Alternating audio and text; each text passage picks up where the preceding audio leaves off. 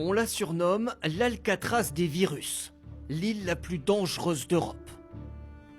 En mer Baltique, des laboratoires ultra protégés sur environ 1 km de long et 400 mètres de large. Comment sont conservés ici des centaines de virus potentiellement mortels pour l'homme?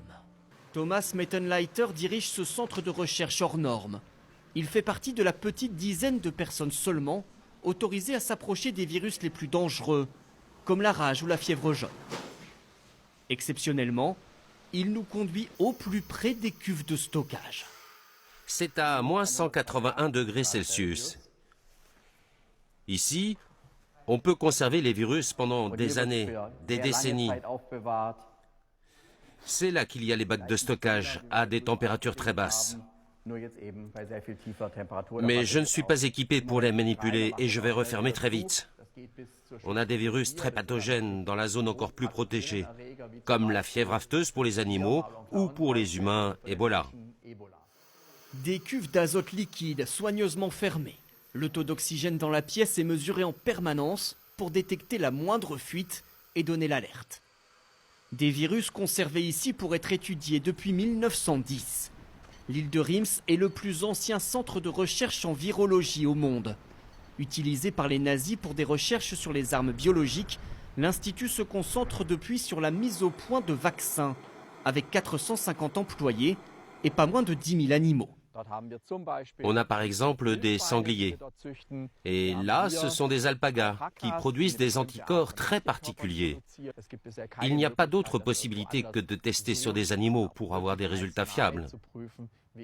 Les vaccins développés ici permettent de lutter notamment contre la peste porcine ou la rage du renard. Et voici l'animal qui propage le plus de maladies, le moustique. Et notamment cette espèce, le moustique tigre. Longtemps confiné aux zones tropicales, il est apparu en France et en Allemagne il y a quelques années. Il peut potentiellement transmettre la dengue, Zika ou le chikungunya. Le virus se répand partout dans le moustique, jusque dans les glandes salivaires. Et à la prochaine piqûre, le virus pourra être transmis par la salive à la personne qui se fait piquer.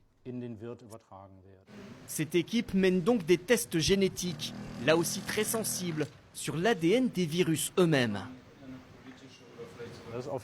C'est une étape importante, car ça nous donne des informations pour empêcher leur multiplication et savoir comment les combattre.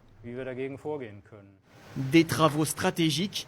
Depuis 2008, l'Allemagne a investi ici environ 300 millions d'euros.